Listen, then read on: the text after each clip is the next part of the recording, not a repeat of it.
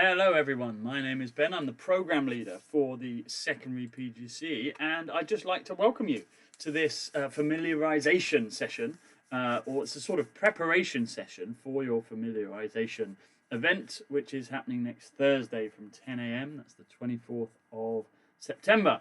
And I'm broadcasting to you from my humble abode, courtesy of Enfield in London, where I've lived for the last few years, and my cat you'll see. So you'll see some cat action in the background now and again. But anyway, let me actually start this PowerPoint, and then we can begin. So, righty-ho, this element of your familiarisation session is to give you an understanding of the curriculum and what we mean by curriculum in schools in England. And the curriculum can mean all kinds of different things, and we're going to explore that. We're going to look at the different subjects that make up the curriculum, the different drivers of what makes up the curriculum, some political drivers, and we're going to look at, finally, some intellectual thinkers that have influenced and continue to influence the curriculum that we see in schools at the moment. So, without further ado, let us begin. The first thing to say is that as you are watching this video or looking through the PowerPoint, I really want you to be completing the Understanding the Curriculum 20 questions. Okay, so you should do that as you're going through, hunt through these questions. Now, if I were you, I would have a read of the questions beforehand, press pause on this video, have a read of the questions, ideally have a printout or something, or have it on your computer or device ready to fill out as we're going through. But don't just focus on the answers to these 20 questions, because that is a kind of reductionist approach to learning from this video. There are loads of other things apart from these 20 questions that you can learn, and who's to say that the knowledge you get from those 20 questions is more important than any other bits of knowledge. Yeah, don't just be closed off to just thinking about those questions, but do answer them. Okay, so here we go. To help you answer those questions, obviously there's this video. There we go. But there's also your existing knowledge. You may actually know the answers to some of these questions already. Obviously, you can ask other people, friends, family, colleagues, other people you know who may be teachers already, who may be teacher training in the coming year. The internet is a wonderful source of knowledge, and particularly the DFE, the .gov website, which identifies the national curriculum and will take you through the national curriculum in England, would be very useful, and I have used that to draw on for this video quite a lot. And then, following this video, we've obviously got an opportunity for you to ask any questions following this next Thursday. So you've got kind of 5 different sources of help to help get the answers to those questions. So let us begin, and let's begin by thinking about what is a curriculum. I want you to think about what a curriculum actually is. We hear it quite a lot, that a school does or doesn't follow the national curriculum, or what's the curriculum for this particular course, what's the curriculum for your initial teacher education coming up in the coming year. But there's a number of different possibilities here. So the first is the curriculum outlines what's to be taught or what is actually learned. And the two are actually very different. What is to be taught is a kind of planned curriculum. What is actually learnt is a very different curriculum.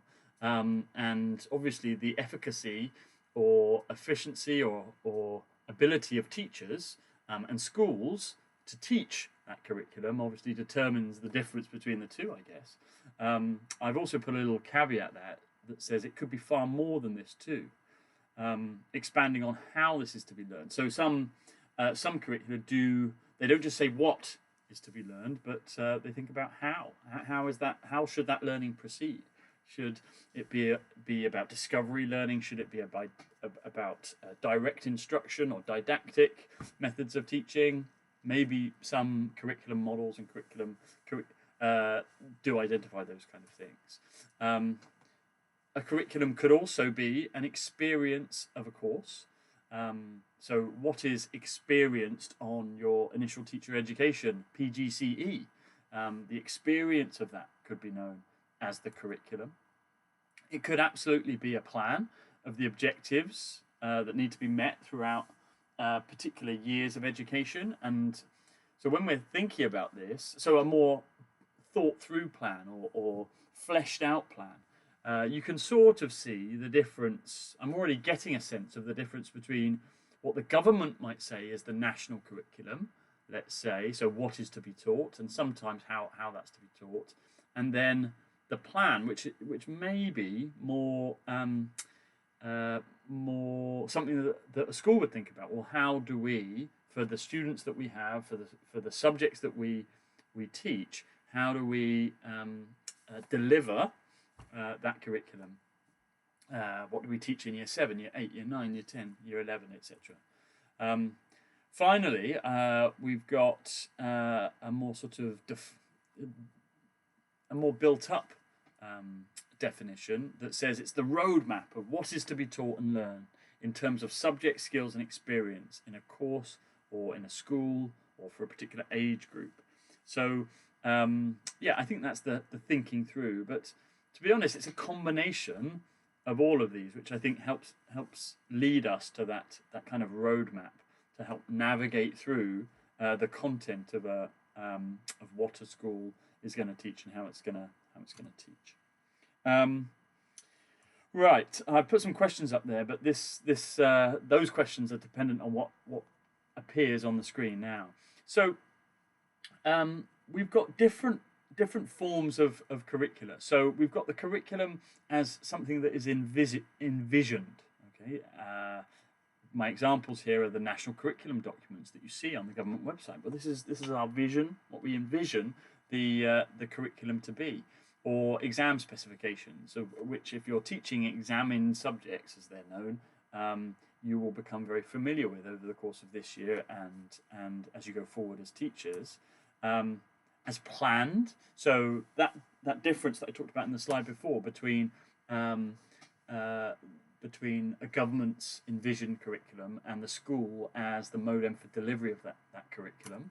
But then there's more than that. There's the enacted curriculum.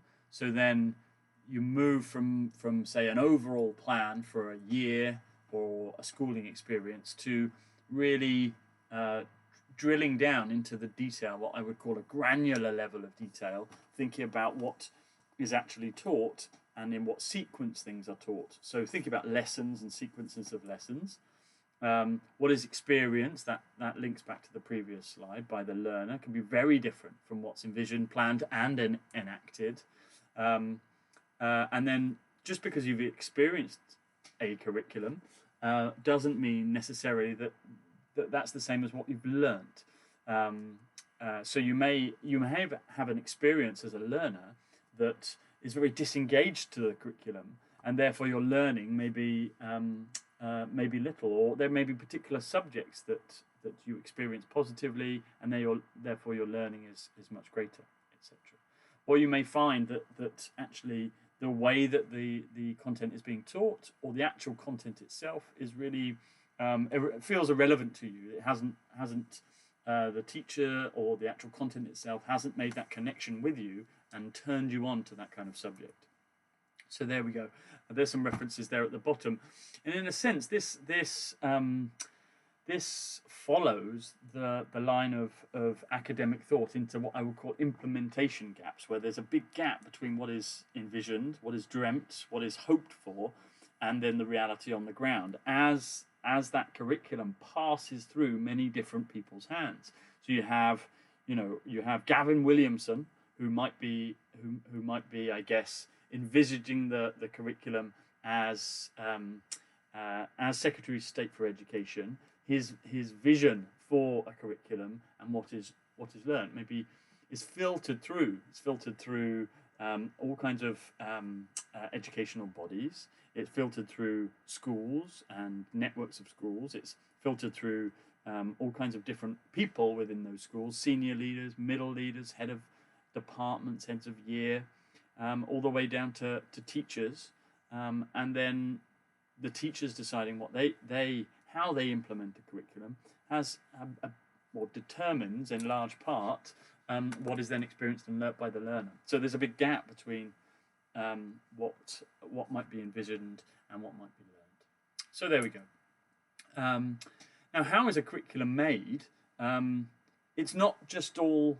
If we go back to our previous slide, what is planned, enacted is effectively down to the school. So it isn't just the case that you take that national curriculum document and you run with it, and that's all you use to teach.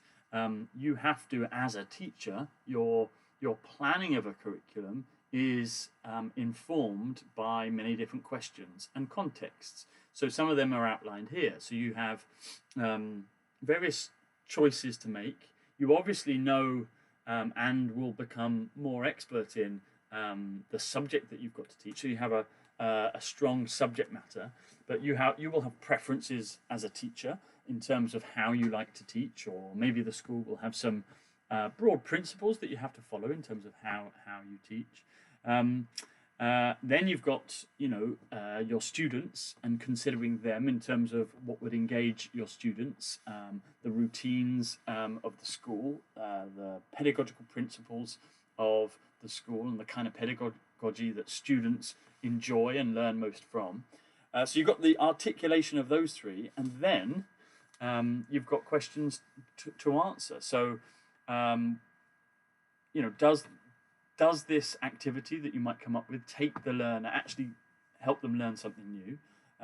You've got to think about which learning activity. You've got to think as a teacher of your subject, what will effectively teach them what you're setting out to try and teach them, and how does this particular bit of teaching of this particular bit of the curriculum or bit of content, how does that link to the wider principles and concepts that underpin the curriculum for this subject, such as geography?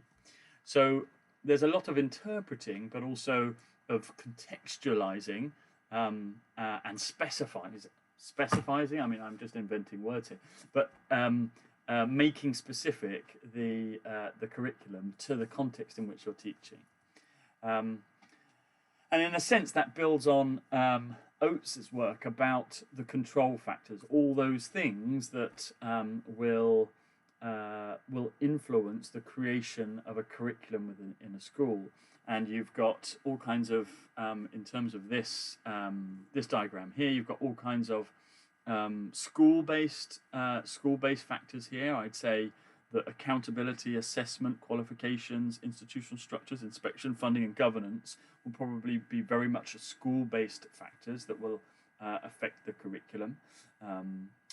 So there we go. It may be that you're due for an inspection this year, and that may lead to a curriculum approach in a school which is influenced by and geared towards the presumed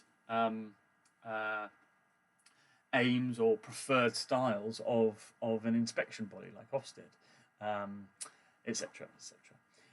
But then you've got some things that teachers are perhaps more in control of. So selection and gatekeeping of which elements of content or which bits of a curriculum that they might be more interested in, or that they think students might be more interested in. Pedagogical considerations, which sometimes are determined by the school, but sometimes aren't. Obviously, a teacher's initial teacher education, all of those sets of principles and practices that they first learn as a teacher and really set out their kind of ethos of teaching and their fundamental approach to teaching could really inform how they engage with the curriculum and how they teach it, etc., etc.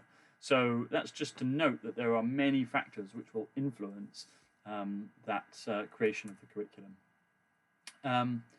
So we've got a few questions here as we move on, and the first is, well, why do we actually have a national curriculum? Do other countries have one? And what brought about the national curriculum that we do have for England and Wales? So let's try and think through some of these questions as we move on. So the history of the national curriculum, I mean, this is just a really broad brush history, but certainly prior to 1987, schools and teachers had freedom to teach their own curriculum. And I say freedom, I mean largely the structure of education pre-1987 is that local education authorities had significant power in determining the curriculum of schools in a given area. At this point, most schools were would fall under the state school system and structure. And those schools would be led by local education authorities. Usually in London, that would be a borough basis. In the wider UK or England, that would be on a county basis. But in 1988, I mean, it was a political act to wrest control away from, supposedly left-leaning education authorities who were perceived to have too much control over education. And how do you wrest that control back? Well, you impose a centrally derived and envisioned curriculum, the national curriculum. Every child should be following and learning this body of knowledge as they grow up, and to achieve a number of aims, but one of which would be to prepare them for adult life and to enter the world of work, for example. So Kenneth Baker in 1988 announced a statutory national curriculum in England and Wales. So, we're talking 32 years ago now, and that was its. So it's actually a fairly new concept, but it has been fundamental in supporting changes in schools over the last 3 decades. National curriculum was introduced in Northern Ireland in 1992, so it followed 4 years later. And Scotland has a looser framework that gives teachers guidance on what should be covered. Okay, so how is the national curriculum organised? Well, the national curriculum is divided into what we call key stages, and those key stages are primary school key stages. That's key stage 1 and 2. That's age 5 to 11. Secondary school key stages. That's key stages 3 and 4, 11 to 16, plus key stage 5 for some schools. You'll get some schools that are just 11 to 16 who don't have what we call a sixth form of ages 16 to 19, and some that do have what we could still call a sixth form at key stage 5. So some will be years 7 to 11, and some will be years 12 to 13. Incidentally, if you're wondering why are things called a sixth form, what does that mean? Well, it used to be that your years of education would be determined, start again when you join secondary school. So year 1, year 2, year 3, year 4, year 5, and then in the sixth form, year 6. So there we go. Righty-ho. Now, what is actually taught at each key stage? This fairly straightforward table will identify, so I don't need to talk that through, but there are a range of subjects that are taught. And the key question is, well, who decides all of this? And to some degree, it is ultimately the government. The Education Secretary, so that is Gavin Williamson, who I mentioned earlier at the moment, though we'll map out some of the previous Education Secretaries because there's quite a lot of movement there. The Schools Minister, and that is a gentleman called Nick Gibb, who's been in place actually for the last decade. He's quite a stable minister, given how much churn there is in government ministers often, and the Department for Education. So that's they have significant influence over the national curriculum. But then there is, and there certainly was when the national curriculum, the latest iteration, was created in 2013-14. There was a lot of consultation with experts in each particular secondary subject and through subject associations, and also university academics. Departments of law, departments of politics, departments of geography, departments of science, departments of maths, who are responsible for the research and the development of subject disciplines, in addition to educationalists. So a lot of people, for example, maybe at the UCL Institute of Education, would have been involved in creating the iterations of the national curriculum. Now, it used to be, and in fact, let's think back, the 2007-2008 iteration of the national curriculum, and that's the previous national curriculum, was actually created by a body that was at arm's length from the government, and that's why I've put down formerly a government advisory body. It was called the QCA, the Qualifications and Curriculum Authority, who had some independence from government, but now government has sort of wrested back that control in the bonfire of the Quangos post 2010. Quangos stands for Quasi-Autonomous Non-Governmental Organizations, which at the time was Michael Gove was the Education Secretary, so he decided to bring its duties in creating national curricula and advising the government in-house to the Department for Education. And some would believe that there was a loss of expertise in doing so, and the potential for increased politicization of a national curriculum if it is brought in-house. But anyhow, I'll leave that question with you. I guess your journey into the world of education will be about thinking about questions like that and working out where you stand on it. Okay, so let's move on. When does compulsory education end? So this is just, I'm going to put everything on screen so that you can see where we're going. So if you're a student, a pupil at school, you can leave school on the last Friday in June, if you'll be 16 by the end of the summer holidays, and then you have to do one of the following until you're 18. And this changed again. This was more recently when the government was attempting to reduce the number of NEETs, those that are not in education, employment, or training. So they made it compulsory, effectively, to stay in some form of education between 16 and 19, whereas it previously was that you could leave at 16, end of. Whereas now you've got to pretty much stay. So your options are, as a 16-year-old, stay in full-time education at college at sixth form, start an apprenticeship or a traineeship. That's a kind of vocational program to equip you for a particular career, or you can spend 20 hours or more a week working or volunteering while in part-time education or training. So you can do a part-time kind of model, which I guess kind of links the two above. So there we go. So that's again a change over the last decade. Next question is: do all schools legally have to deliver the national curriculum? Now, I should have done my custom animation for this because the answers come straight up. But never mind. The answer is no.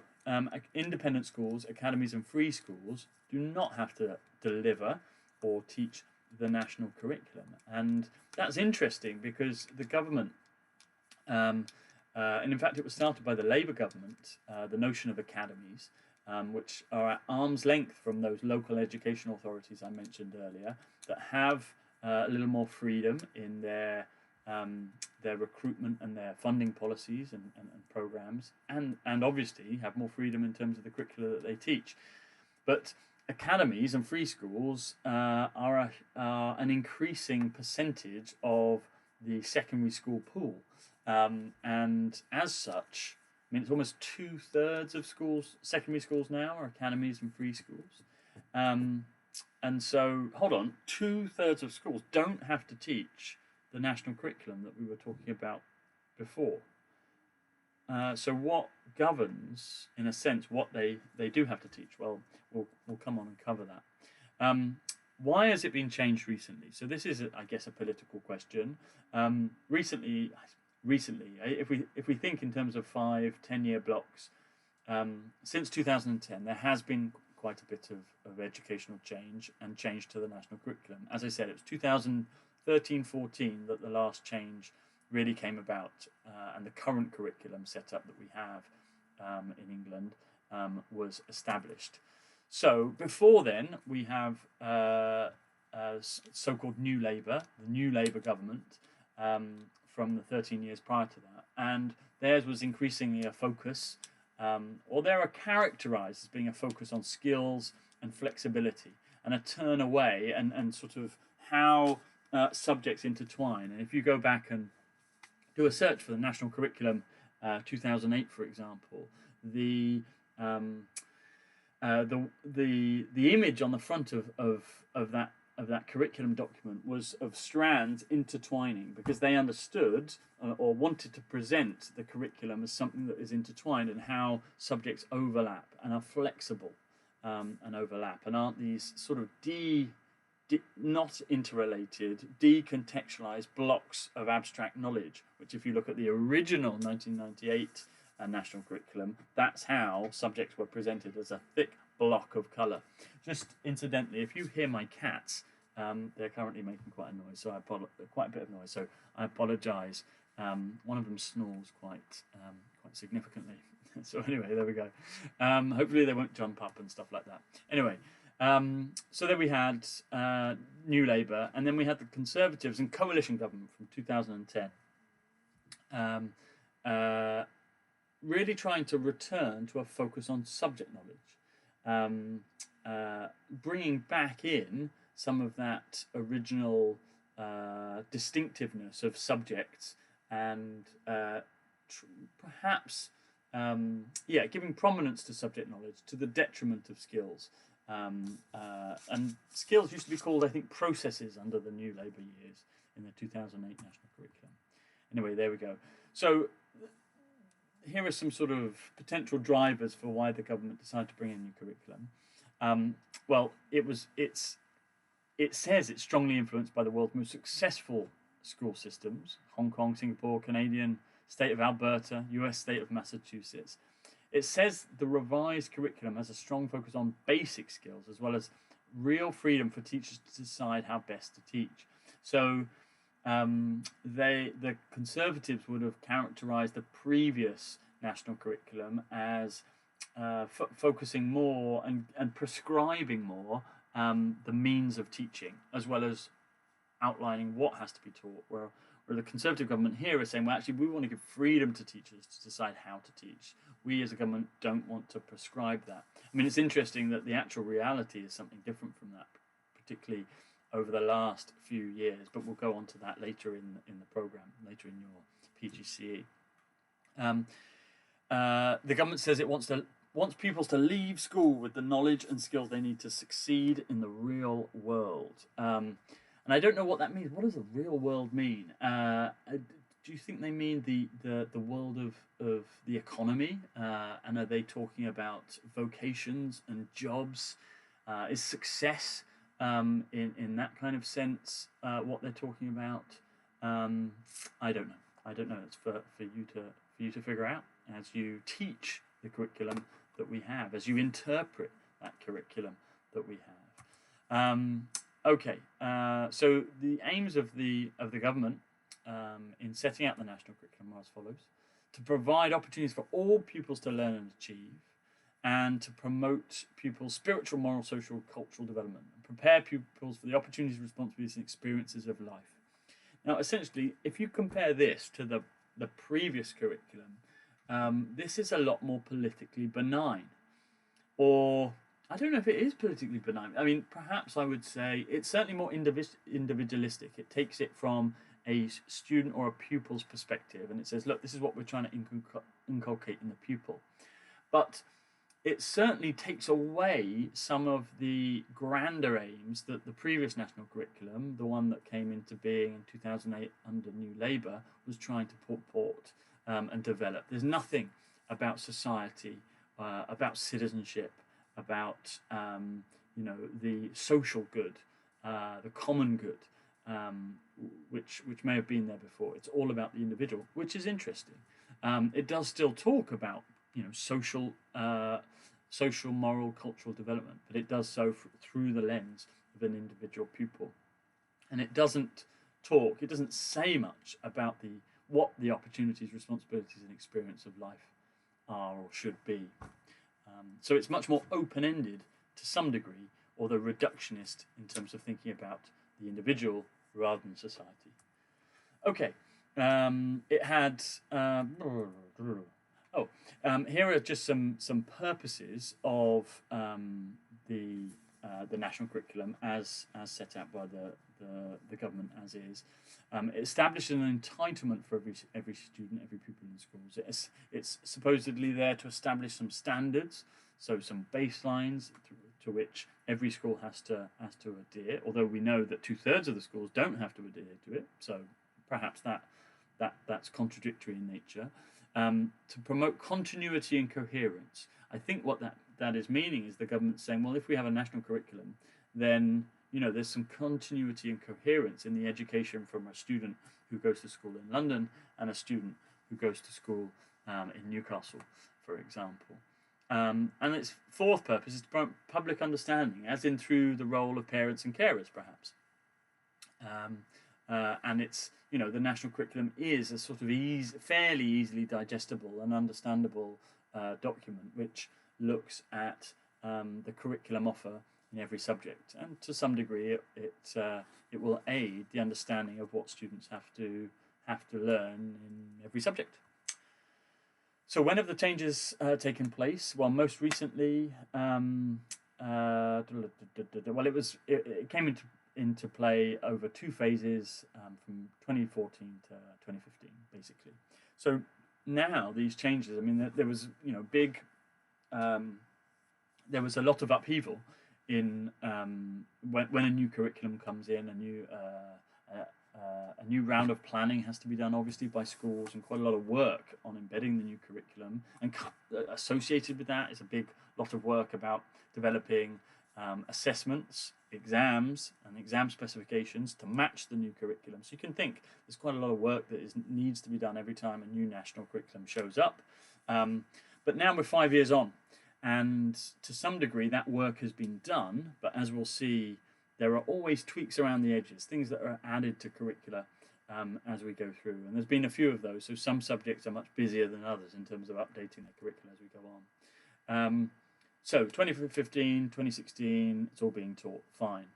And GCSEs, which General Certificate of Secondary Education, that's the major qualification for year that you take in year 11, but you generally study it in year 10 and year 11. Some schools do a 3-year GCSE, so a 3-year Key Stage 4, which starts in year 9, year 10, and year 11. So yeah, the new GCSEs came into being in 2015 in some subjects, 2016 for others. And so actually, if they're a 2-year GCSE, they would have first been examined in 2017 or 18. So actually, that's a bit more recent. So students have been sitting exams that reflect the new curriculum for the last 2, 3, 4 years. How has the curriculum changed? Well, what this is meaning isn't how has it changed from September 2014, which is when the curriculum came in, but what were the changes that this curriculum brought about? Well, it aimed to slim down the content. The 2008 curriculum was big. It had a lot of content. So for almost all subjects and almost all secondary subjects, the content was slimmed down. In primary schools, it was increased in English, maths and science. They wanted to focus on the so-called basics of primary education. Yes, and there's this important point here. The government says the new curriculum does not tell teachers how to teach, but concentrates on the essential knowledge and skills that every child should have, so that teachers have the freedom to shape the curriculum to their pupils' needs. So there's this notion of freedom again, and yes, the curriculum itself doesn't tell teachers how to teach, but certainly there's other moves. For example, in shaping the curriculum that you, as PGCE students, are going to experience this year, the government has taken a much more active role. Something called the Initial Teacher Training Core Content Framework sets out how and takes steps to actually establish how teachers should teach for the first time. Previously, it's been free for universities, much more, given universities have much more freedom, and initial teacher education providers have much more freedom to teach teachers how to teach. But now the government is perhaps taking a little more control over that. Anyway, some example of the changes to the actual curriculum. I'll just leave these up. I don't need to talk them through, but I'll give you an example. History, and there was a big uproar about the approach to history. It was supposedly much more chronological, whereas previously it had been flexible according to the needs and the backgrounds and context of the students you teach. So maybe it would be very different, the kind of history that would be taught in one school with a particular local intake versus another school in another part of the country who may have a very different intake. Whereas now the government was saying, no, we need to take a much more consistent and chronological approach to the history curriculum. So, the dates and facts about key events in the history of England that every student needs to know, and they need to know it in a chronological fashion. So you're moving through time, and there was a big debate in among historians and history educators about whether or not that's the most appropriate way to teach students. Anyhow, that's just one example.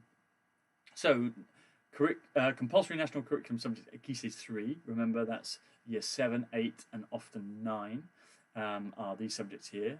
You can always pause it, by the way, if you want to look at something for longer than I'm showing it on screen. You just pause the video. Now, also at Key Stage 3, schools must provide RE and RSE, relationships and sex education, but parents can ask for their children to be taken out of the whole lesson or part of it. That's their prerogative. At all key stages, pupils should be offered provision in relationships education and health education, and many of that provision falls under PSHE, personal, social, and health education. Although that is a non-statutory, which just means non-compulsory subject. So it's not like these subjects which are compulsory, but there's elements of RE and RSE that is compulsory, but doesn't need to appear as a subject as such. So as I said, RSE can appear, for example, a little bit in science. You'll have some of the biology of sex will be taught in science, for example. Relationships education, more of that might be taught through tutor groups or again through PSHE. So it varies. Education Act that brought in this national curriculum requires that all pupils in Key Stage 3 and 4 should be provided with a program of careers education to prepare them for the world of work, give them experience of how to write CVs, how to apply for jobs, how to interview for jobs, work experience, etc. Again, it's not part of the national curriculum, but is a statutory entitlement. Again, that means a compulsory thing that all pupils are entitled to during their schooling life. Key Stage 4, most pupils work towards national qualifications, as I've said, usually GCSEs. But there are other programs. You may have heard of the term GNVQ, which is a vocational qualification that some people do instead of GCSEs. And there are BTECs.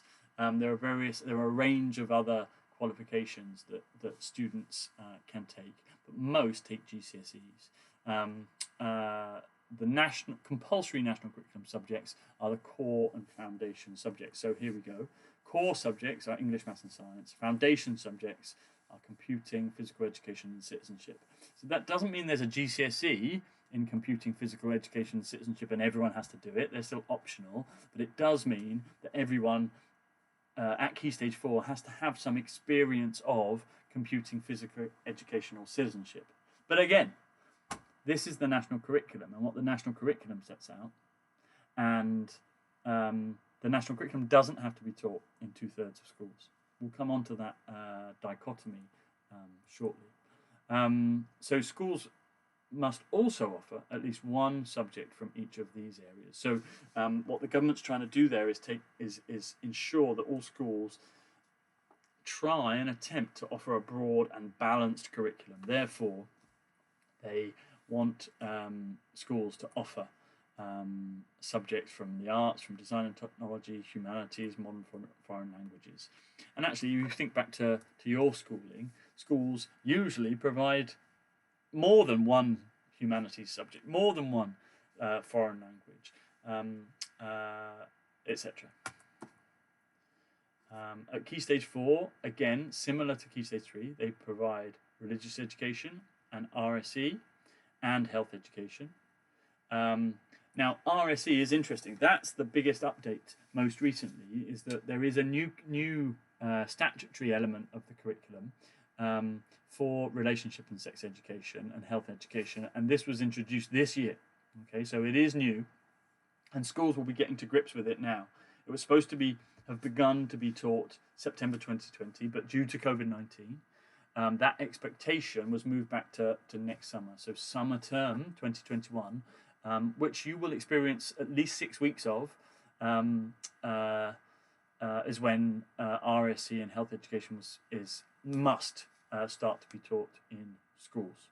That doesn't necessarily mean you'll all experience teaching it, and we will have a Institute Professional Studies session on RSE and PSHE to support you if you do end up teaching it, because it does often involves tutors and what have you, and you may be assigned to a form group.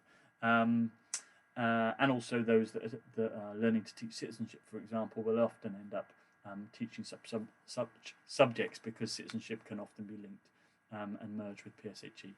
Anyway, most of you won't, but it's important that you know that the school as a whole will be ensuring that all students receive RSE and health education starting this year. What else have we got here? This is just about the content of RSE. There we go, we've talked about that. It talks about teaching children about reproduction, sexuality, sexual health. It's designed, and this is actually taken from the DFE website. It doesn't promote early sexual activity or any particular sexual orientation, and this is often what is supposedly controversial about RSE, and why some parents perhaps want to remove RSE from or remove their children from RSE classes, because they are concerned that it would be promoting, encouraging children to have sex, or promoting different sexual orientations to their children, and they're worried about that. But it's not designed to do that. It's designed to provide information and provide reassurance and provide answers to the questions that lots and lots of children have as they're growing up and will talk about with their peers. And it aims to provide, really clear and accurate information to support them in the choices that they make, so that they're equipped to be able to navigate the real difficulties of being a teenager as they're growing up. So that's sort of what RSE is designed to do. Some parts are absolutely compulsory, but we mentioned that thing earlier about parents being able to withdraw children from parts of RSE if they want.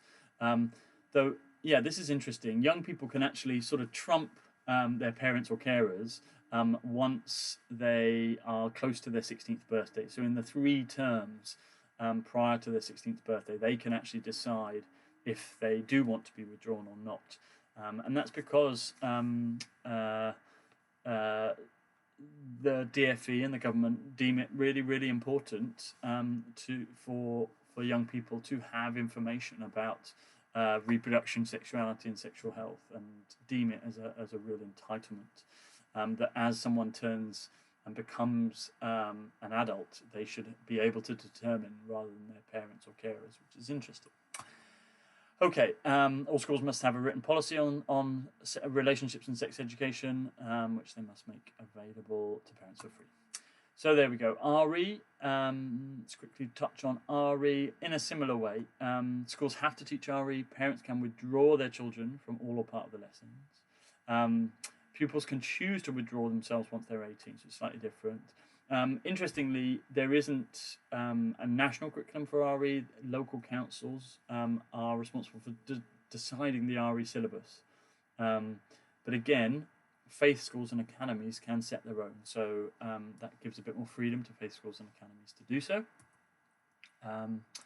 So there we go. That's the sort of content of the national curriculum. But obviously, the national curriculum tied in with the national curriculum and the introduction of a national curriculum are arrangements for how you work out who has learnt what of that national curriculum, those national curriculum subjects. So that's where assessment comes in. They're carried out at 3 ages: age 7, age 11, age 14.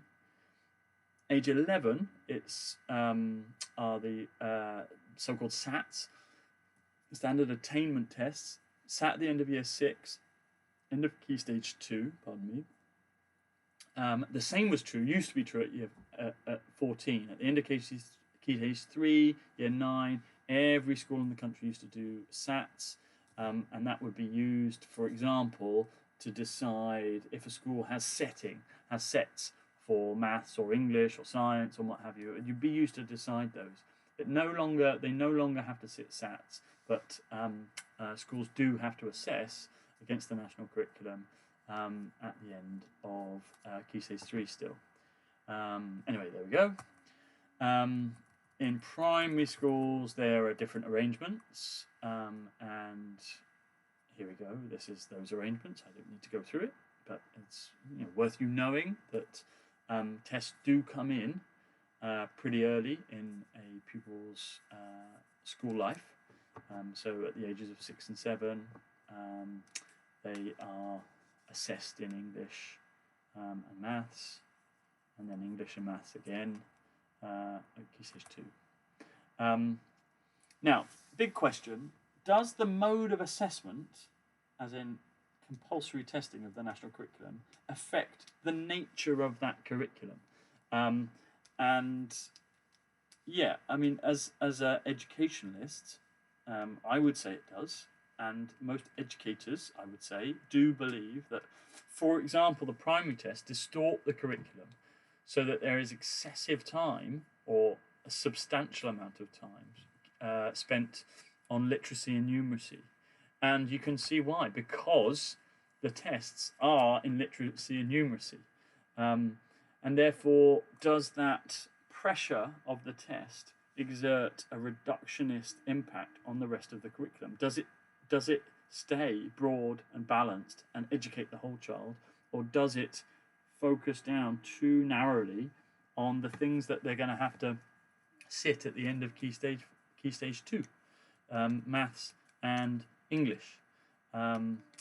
I put here that secondary assessments also affect curriculum balance, e.g. the EBAC, and we're going to go on to that in a second. Sorry if you can hear my cat snoring, by the way. That's Coco, he's snoring a lot. Anyway, so the English Baccalaureate was again brought in, it was sort of coupled to the new national curriculum, and this is a sort of performance table measure, and it groups together a number of subjects. It basically reflects how many students in a school got a GCSE grade of C or above in this combination of subjects: English, maths, 2 sciences, a language, and one of the 2 main humanities subjects, history or geography. And what has that done? Well, because that forms part of league table qualifications, and league tables often what parents or carers use to work out whether a school is supposedly good or not, and should we send our son or daughter to that school or this school. Because of that, a lot of schools have started to offer the EBAC subjects. Okay, we've got to make sure that we have English, maths, sciences, languages, and humanities, but we won't worry so much perhaps about, what's missing from that? What about art, design, ICT, drama, citizenship, etc.? What about these subjects? Are schools going to turn away from those subjects because they want good results in those league tables, because they want kids through their door, because they want to appear high in those league tables? The other thing to mention about things like the EBAC is the EBAC performance table ranking applies to all forms of school. So, you know, before when I said the national curriculum does not apply to independent schools and academies and free schools, the EBAC does. And what that means is the EBAC is a way of controlling the curriculum in schools which don't need or don't have to follow a national curriculum. So it's control of curriculum by assessment. It's saying, actually, academies, free schools, they're free to determine what they teach our kids and what have you. They have freedom to determine their curriculum. Well, they do, but still the government is controlling it by assessment, by saying that, well, actually, to do well in this league table, performance table, you've got to be teaching this, and this subject. So still, it's going to be heavily influencing, the government's going to be heavily influencing the subjects that a school has on offer. So there we go. Computing is now counted as a science in EBAC. I actually forgot I'd written that. Yeah, not to be confused with the IB, the International Baccalaureate, which some schools do take, which is a different program. It's a good program, actually, that some state schools and quite a lot of independent schools use. Okay, some criticisms of the national curriculum. I'm just going to, actually, there's a way I can pause this video, so I'm going to do that for a second. Here we go. Pause. Okay, hopefully this is recording again. Where are we? So, just pause. Some criticisms of the national curriculum. A lack of parental choice. Many parents or guardians still fail to get the school of their choice. The focus on league tables has resulted in pupils being pressured to attain high grades and so opt for subjects that seem to be as easier to get good marks in, such as art, drama and history. Yeah, seen as easier to get good marks in, such as art, drama and history. There we go. More difficult subjects such as maths and subjects such as chemistry and physics are not being taken up. Now that's interesting, isn't it? So, I mean, I think the title is wrong here.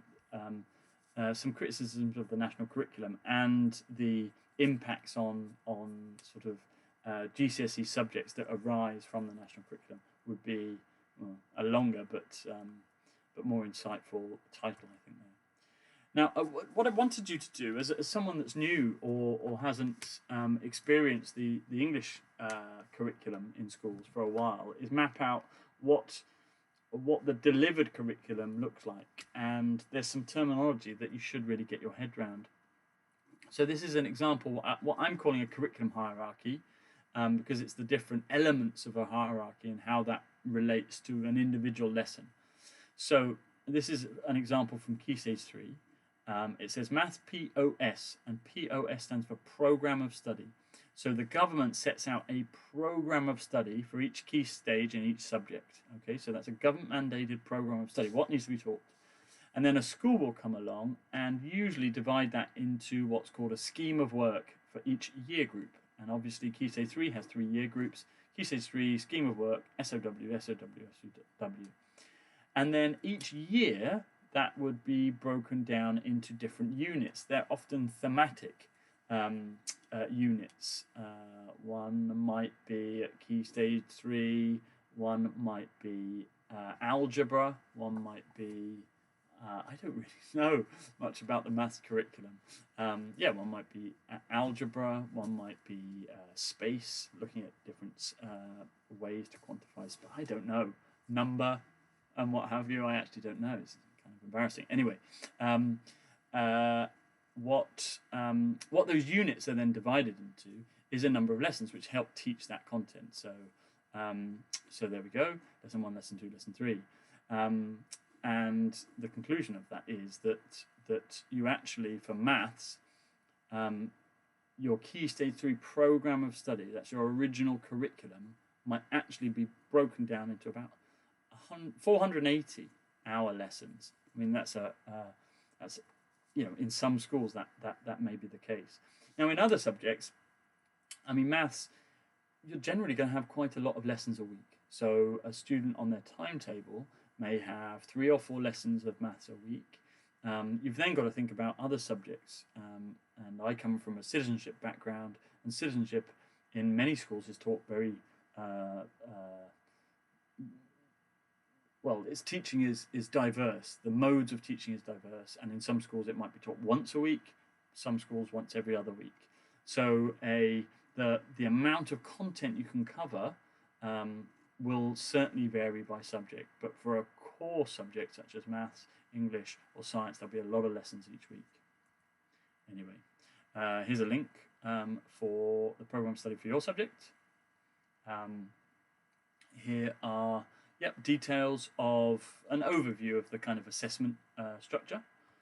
One big change actually we should map out that came in much more recently, so within the last 3 or 4 years, is the change to the grading system and the removal of what we call national curriculum levels. I'll just take you through that a little bit.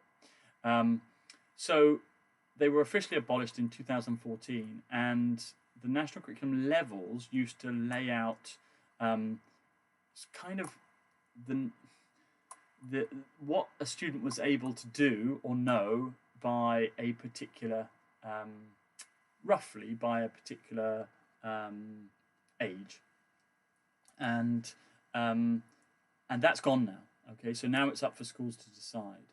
But Ofsted basically say, well, you need to include, a school needs to do the following things. It needs to set targets for children to achieve at the end of every key stage in any subject, use assessment to see if children are hitting those targets, use summative tests at the end of each year, and make sure it doesn't teach to the test, although it includes lots of testing in their system, if you see what I mean, which is interesting.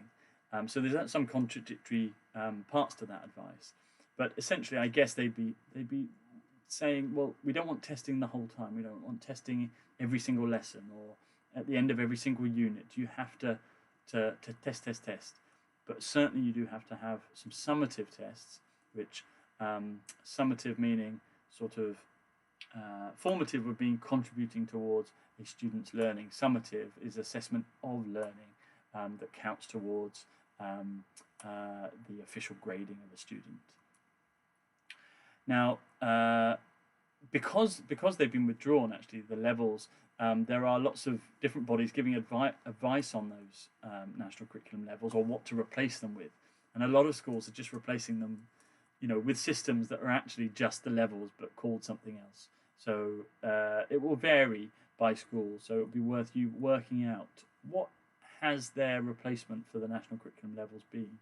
What tells me as a teacher where a year 7, year 8 or year 9 student should get to in my subject, or what is the scale that tells me how advanced a student is in my subject. Well, they used to be called national curriculum levels, and now schools will have a replacement, but what that looks like will be down to the school that you are placed in, your first school, your second school. So find out. Conclusion: what is your teacher's role in the curriculum? To what degree do you have responsibility for what is taught, what is learned, how it is taught and learned? Well, one of our key aims is to give you pedagogical and philosophical independence on how you go about teaching. And we really want to encourage you to do that. So as far as possible, we want to work with schools and practitioners that will give you the space to experiment and to work out for yourselves what's best for your students in terms of how to teach. You're going to have less control over what is taught, absolutely, this year. That is largely going to be controlled by your department, your subject team, by the wider school that you work in. What is learned, that's partly you're responsible for that in terms of engaging students, in terms of coming up with curriculum and pedagogical ideas that will stimulate students and help them to learn. but often, you know, it's partly down to students. But your role is about building relationships and enabling and motivating students to learn as well. So you're heavily involved in the second and third question, perhaps less in terms of the first question this year, though as you increase in experience through your schooling lives, you'll get more and more and have more and more input into that first question as well. I was gonna outline the new national, new GCSE grading structure, which has moved from well, it says current grading structure here on the right, but actually it's the old current grading structure. It was current in 2017 or 2016. So it used to be A, B, C, D, E, F, G. Now it's moved to 1 to 9, and it's confusingly sort of got two levels for a pass. A level 4 or a level 5, and it's sort of, as this evolves, which one will be seen as a pass. But anyway, there we go. Right, the final section of this talk was about, I wanted to cover some sort of theoretical underpinnings of the return of government to a knowledge-based curriculum, and I wanted to talk to you about two contrasting intellectuals and academics who are purporting a couple of, at first viewing, similar, but are they approaches to knowledge and a knowledge-fueled and filled curriculum. We've got Eric D Hirsch, who's from America, who's positing something called core knowledge and a core knowledge curriculum. And then Michael Young, who's from the UCL Institute of Education and has advocated the notion of powerful knowledge. So I want to sort of compare and contrast them and have a look at their influence on the DFE and the current government and the curriculum that we see.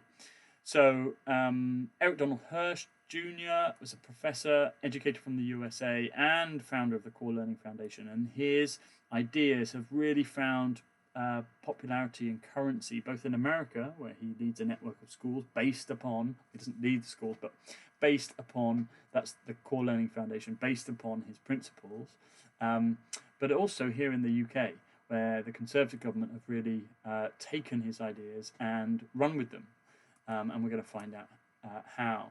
So he posits knowledge as a curriculum foundation.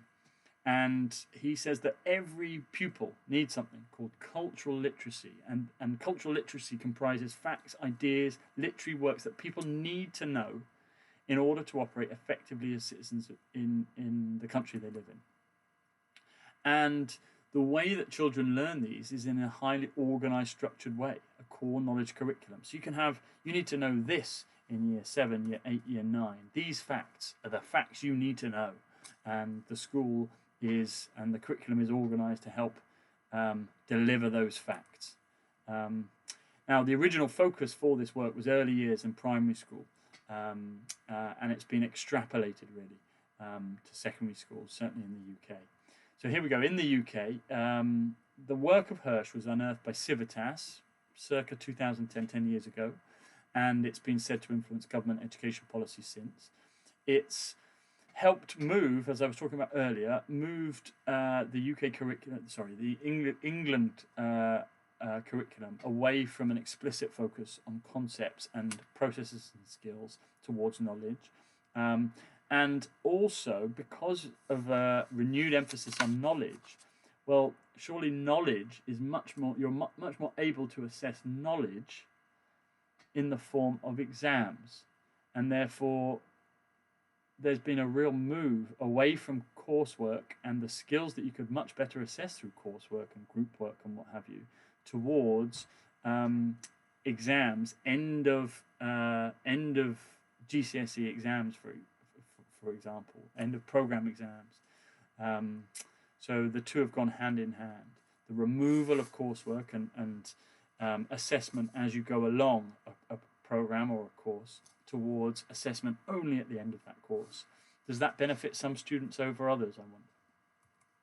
Anyway, here's the sort of evolution of Secretaries of State for Education, and 5 Secretaries of State for Education we've had under the Conservative government. We've had Michael Gove, Nicky Morgan, Justin Greening, Damien Hines, Gavin Williamson, The average time spent as Secretary of State for Education is just a couple of years.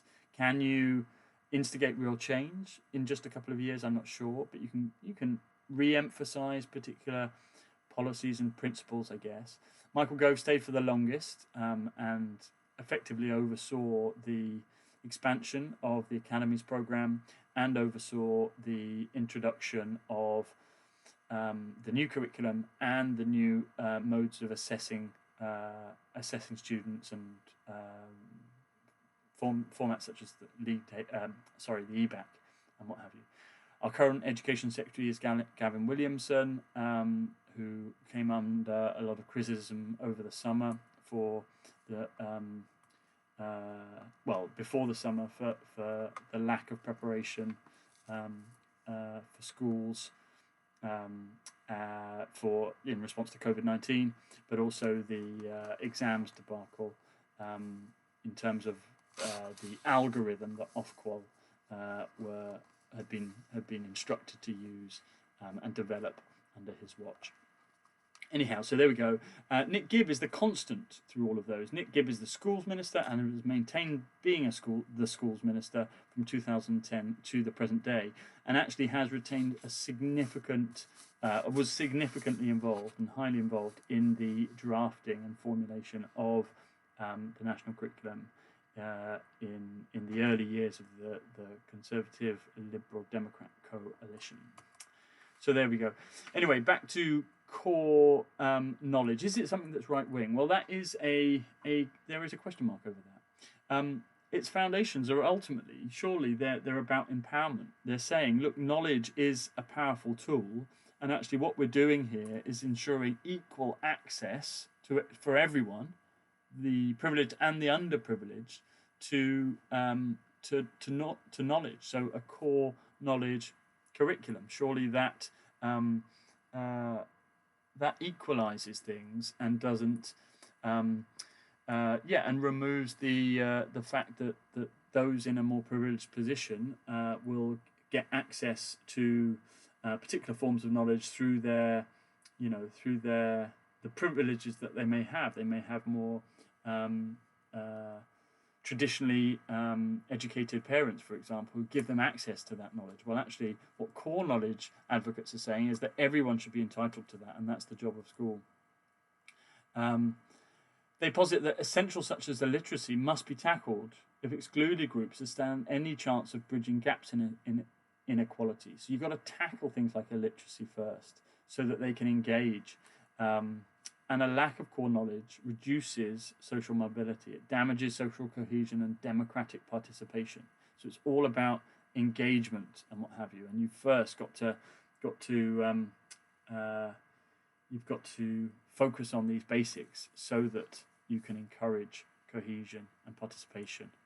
And to that degree, Hirsch is considered to be more of a left-wing educationalist in the USA rather than a right-wing educationalist, or it being a right-wing endeavour, as it is seen more here in the UK.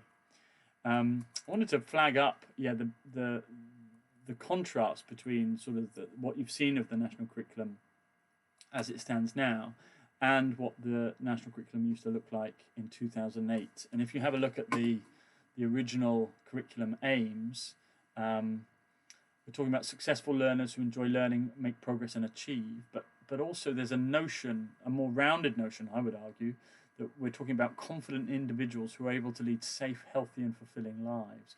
But also those individuals are responsible and make a positive contribution to society. So, there's a notion that we're moving we're expanding what we mean to be an individual, and we're moving beyond the individual, which is interesting. Anyhow, let's keep going.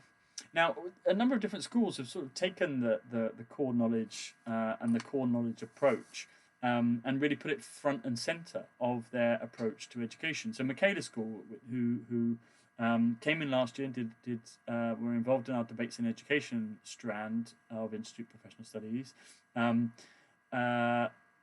They follow things called knowledge organisers, which aim to set out all the knowledge a student might need in a particular in a particular area. So it's really clear what they have to learn. They really do, bang the drum and really help repeat and go over what students should be learning to really support their learning. They do that orally in class as well as through written means, which supports all students in helping to develop. They check learning constantly. Quizzing and testing is embedded in their practice, but they also strip down curriculum options to what they would seem as core subjects. And there are contrasting beliefs about whether or not that is purposeful and effective and a good way to go. This is what a knowledge organizer, not necessarily one from Michaela School, but one might look like. Again, it's something that sets out at the beginning of a unit or a year everything a student roughly would need to know about a given topic. So this is organelles and cells. So this is the core knowledge that they would need, and this is a knowledge organizer. And what I'm doing here is just sort of showing how schools are taking and running with a knowledge-based approach to a curriculum and learning. That this has really become quite popular currency in the UK and in England schools. So where are we? I'm jumping through here.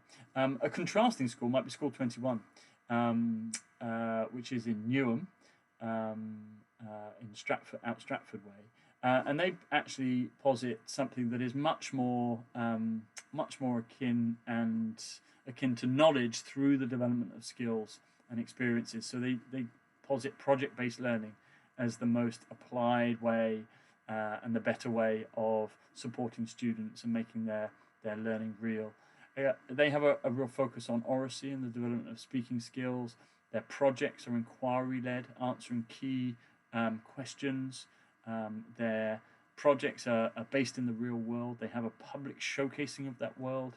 And they have I would highlight this as a former citizenship teacher, but their ethos is very citizenship rich, and they would see citizenship being developed through the curriculum. So that contrast, that's in effect showing that's two free schools who are much more pedagogically free to develop their own approaches towards the curriculum. But that shows how schools are responding in very different ways to curricula and the move to a knowledge-based curricula. So there still is, I guess, the freedom for schools to innovate pedagogically within the curriculum that the government has set out. Now there is, I would see those two schools as a bit as caricatures slightly. Well, they represent different positions and different extremes on this knowledge versus skills continuum, I would say. And you have this sort of fight between those that believe in knowledge and those that believe in skills. And I think it's a bit of a straw dog as a fight, as in those that believe in rote learning and something that is, very traditional and didactic means of teaching. It's inaccessible and boring and irrelevant to the kids, and it's just about knowledge of the powerful. It's just about the things that powerful people think are important because it helped them get to where they are, whereas actually it was their privilege that got them to where they were rather than necessarily the knowledge. So there we go. Versus, skills-based educators, much more criticised as being romantic. It's not academic at all. It's lacking rigour, and it's just sort of any knowledge counts. All knowledge is equal. It doesn't really matter. I would ask you to try and avoid. Or to think deeply about, not try and avoid, but think deeply about each camp and the degree to which your school or your schools where you're placed, where do they sit on this kind of continuum, and what elements of skills-based education or knowledge-based education do they purport and promote, and what is the pedagogy in that school, and that you're able to experiment with this year, aiming for and seeking to develop in its young people. What takes precedent? What is superfluous, or what is downgraded? So there we go. A little critique of Hirsch, or at least the appropriation of his theory, maybe in the UK. Some would say, well, actually, the previous curriculum wasn't that content light. You know, yes, it did focus on some skills as well, but it had plenty of content in there. It wasn't as if there was no content to be taught. That's ridiculous. Others might say, are they actually dichotomous? Surely you can teach the two at the same time. You know, it depends on the activities you choose, and the means by which you teach, because that can teach skills and content at the same time. Or if you teach in one particular way, it might not teach that many skills. So they're not necessarily dichotomous, these two, and you can teach the two simultaneously. And actually the key thing is, who decides what this essential body of knowledge is? You know, is it, and let's look back at the folks that, here we go, is it a bunch of fairly privileged white folks, middle-aged white folks, who decide what should be taught, and decide what is important? Or is it local people, or is it people, you know, people that understand that curricula and you know, the core knowledge needs to be appropriate and made relevant to students in order to reflect the students and the citizenry of the school and of the nation. So that's a big criticism of core knowledge, that it is elitist in a sense. Now we're going to contrast Hirsch with Michael Young, who has worked at the IOE for many decades, and his contribution is one of powerful knowledge. And he says that's distinct from sort of what he classes everyday knowledge, and it's distinct from knowledge of the powerful. Okay, and you know, he would probably say that a substantial amount of the current curriculum, or the curriculum promoted by those that support core knowledge, you know, are just chunks of abstract decontextualized knowledge, which isn't going to help anyone. And he would call that knowledge of the powerful.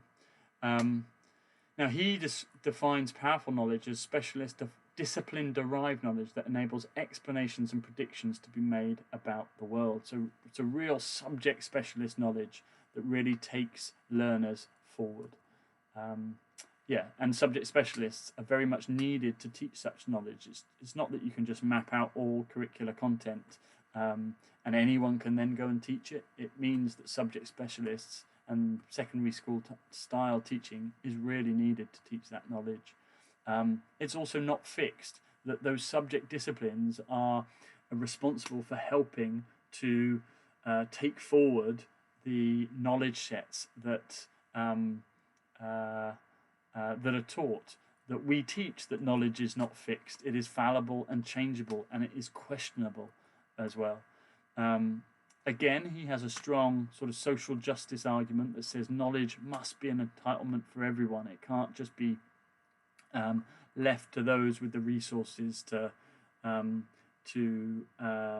teach these kind of things outside of school, or to teach these kind of things in particular kinds of schools. It must be an entitlement for everyone.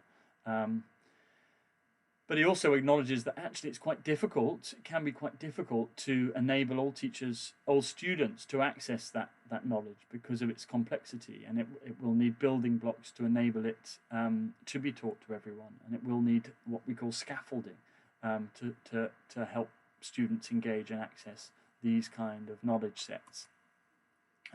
He mapped out 3 kinds of future school very usefully and helpfully in this book, Knowledge in the Future School, Curriculum, Social Justice. His first school, again, a critique really of the core knowledge proponents, is based on contextualized blocks of knowledge. It's about factual information. Testing happens through exams. Curriculum is based on exam performance and external measures. It's a learning straitjacket. It doesn't adapt to students. That's his first future. The second future is almost the opposite of that. It's learner-centric. It's based on skills and experience. Knowledge is relegated. It focuses on learners' everyday knowledge based on their experience, and it neglects powerful knowledge. And then, obviously, he posits his preferred future, that which is based on powerful knowledge, with a strong focus on subjects, teachers at the cutting edge of contemporary developments in the subject, and teachers work incredibly hard to make that knowledge accessible, interesting, and engaging for students. So there we go. He's really trying to draw a contrast between Future 3 and that which he conceives as decontextualized blocks of knowledge. To what degree are the schools that you will end up working, are they working on the basis of the first future there, where actually the information and the learning that students are doing is decontextualized, irrelevant, and it's all exam driven? Or are they enabling students to access powerful knowledge and really trying to engage students in that through really strong subject development and interesting cutting edge thinking about teaching and learning? The critique of Young could be that actually it relegates the position of everyday knowledge. It actually has a valuable and significant part to play. There's a link to Margaret Roberts' response to that. Actually, I mean, it has a really valuable and significant role to play, not only in and of itself, but also in enabling students to access more complex sets of knowledge. There are still issues around who decides what is powerful knowledge. It's privileged people deciding that. And it also, as I've mapped out, it places significant pedagogical demands on teachers to ensure all students are able to access higher level and potentially more abstract knowledge. So there we go. We've made it through to the end. I hope this has given you a good insight into the notions of curriculum, how it's played out in school, and in particular, well, at the end, some intellectual basis for the kind of curriculum developments we see in school at the moment. Just to say that the familiarisation event will mostly focus on the schools in which these curricula evolve. So it will be less theoretical, and it will be a presentation about the different kinds of schools that you could experience this year, and it will be an opportunity to ask questions of me and of our partnership team, who are the team that work in really close collaboration with our schools to support you when you're on your placements. So there we go. Let me try and finish this. Let's just see if we're still recording. Yes, we are. Hurrah. Okay, all the best, and I will see you next Thursday. Thanks.